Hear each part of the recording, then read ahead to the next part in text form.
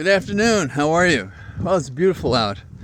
I'm getting out a little later than I wanted to, and so I missed the 60-degree mark, but now it's in the high 50s. There's about a 4-mile-an-hour wind, and the sun shines bright. Di zona. So that's what Thomas Jefferson would report to us if he were giving us a short report. The main news continues to be the same, except there are developments. I don't know what's happening in the Middle East, and nor does anybody who's involved, so we'll wait and see how that sorts out. But there's one thing we can always count on, and it is in connection with Trump. If we go by the first letter in his name, it tells us this man is transactional. And I think that's the one thing that remains true. I'm sure as a kid he cheated when they were flipping cards. And I'm sure that he bullied his way because he was bigger, not because he could fight at all. And he probably lied a great deal.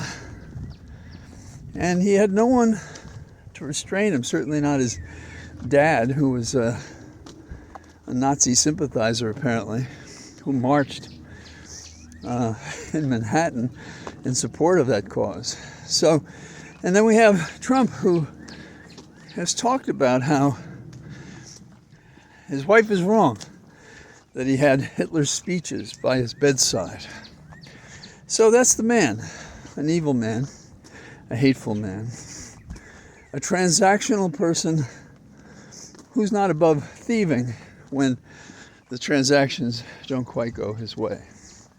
In that regard, we're still waiting to see about the $175 million he deposited with the court so that the government wouldn't start taking his property and his money. But now we're examining that to see if it holds up to scrutiny. But the transaction that interests me right now is the one conducted over the weekend. He had a rally at Mar-a-Lago, and he raised $50 million. And some are saying, wow, that's more than Biden got. Okay, well, Biden is actually way ahead in terms of fundraising. He's not paying for lawyers to represent him in court, for one thing.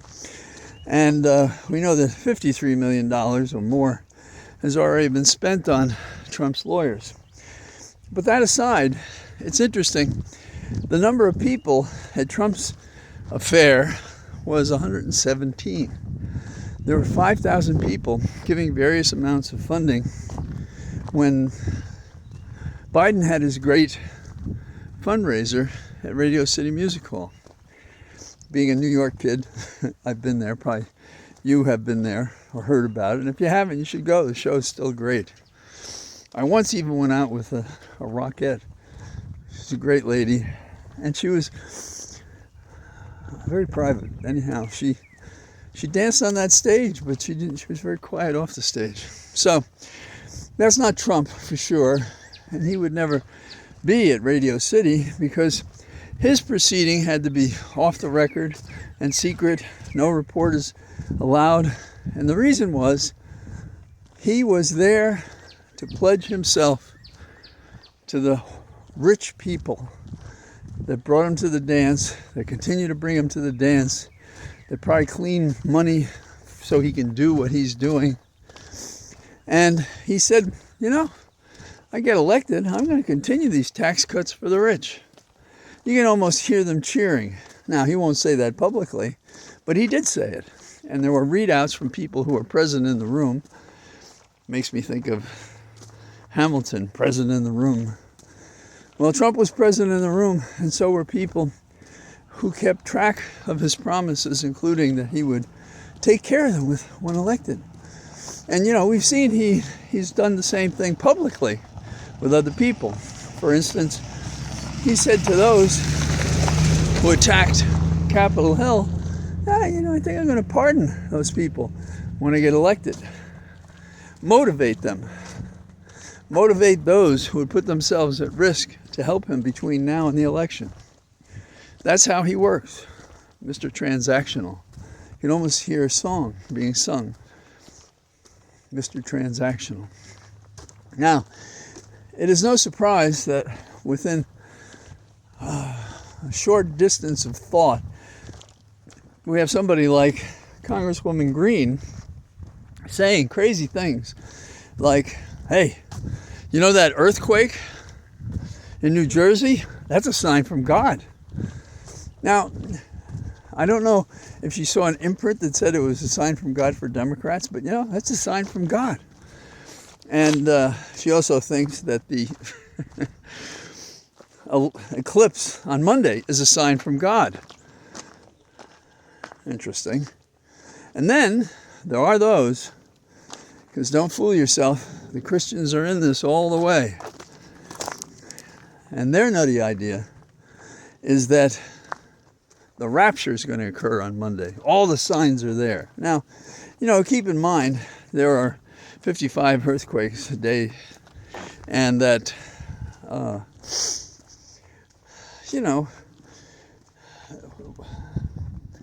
there is, I guess every month there's an eclipse. And the eclipse that we're talking about is simply the moon's orbit crossing between the sun and the earth. So it blocks out the sun's rays to the earth. So it's darkness in the path of the movement of the moon in its orbit. That's it. That's the whole thing. And by the way, this has been going on a long time.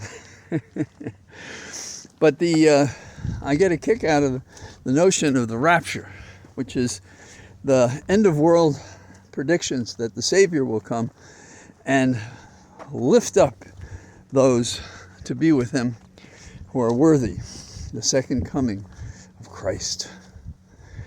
Now, this has been predicted, every few months the rapture is going to be on such and such a date, and then they make excuses. So by close of business on Monday, you should be able to tell if the rapture occurred. And I'll bet you there'll be people standing next to Trump figuring he's going to be pulled up into heaven. I think his direction may be otherwise designed. But I think more than that, nothing's going to happen at all. Nicolas Cage, right? Nicolas Cage, who, when he needs money, he'll do 7 movies. And he did one. And so I'm not holding him accountable, but the movie is pretty funny. It is Rapture. He's a pilot, and I think what it's about is that all of a sudden he's flying the plane and people are just zipped up into the rapture. I once had an argument with an Adventist up in Maine, and it was a late night, it was dark, and we'd had a disagreement about the Bible.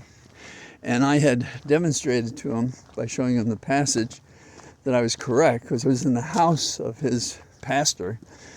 And then he got so frustrated that he couldn't persuade me. He stood by the door with the wind blowing outside and the rain and the clatter of the wood against the frame. And he said, "You wait and see. You won't be laughing next week." And this is many years ago, and that was a date when they predicted there would be the rapture. So he didn't go, I didn't go, there was no rapture. This is what we're dealing with. These people shouldn't be allowed to park your car. They believe this craziness, right?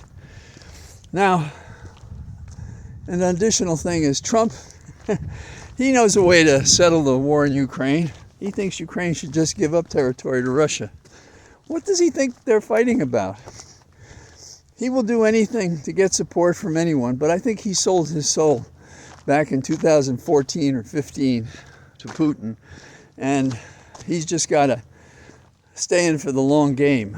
Sort of like, and the irony is he thinks of himself as a mobster, but instead he's being treated more like a, button man who has to pull the line for the boss, the big boss, Putin. And I think that the darkness that occurs with the eclipse that we dare not look at, but we will suffer if we do, is the bloodthirsty rhetoric that has come into the rallies of Trump. And I think we hear the bloodthirstiness just as we did in 2020. We heard that this election is fixed before it was over, because he already knows he can't win. If we do all that we have to do and all the things that are in place are played out, he goes down. He's in a jail cell. He may not like it. It may be Rikers. It may be Butner, North Carolina, but he's going to a jail cell. And so he represents the darkness in the eclipse. But just like the eclipse, it passes on. And just like the moon, the light that shines on Trump is reflected light. He doesn't generate light, he generates darkness. He is darkness. And that's what we have to fight. We have to kick our leaders in the ass, those who haven't gotten it, support those who figured it out, and drive this man from the temple, his temple. He wants to be Jesus, he should run out of the temple. Driven out, put in custody, never to be heard of again, a lesson to every one of his corrupt cronies. So, that's what I have, and I'm glad to talk to you from my cathedral of trees, and I hope to talk to you tomorrow. Bye-bye.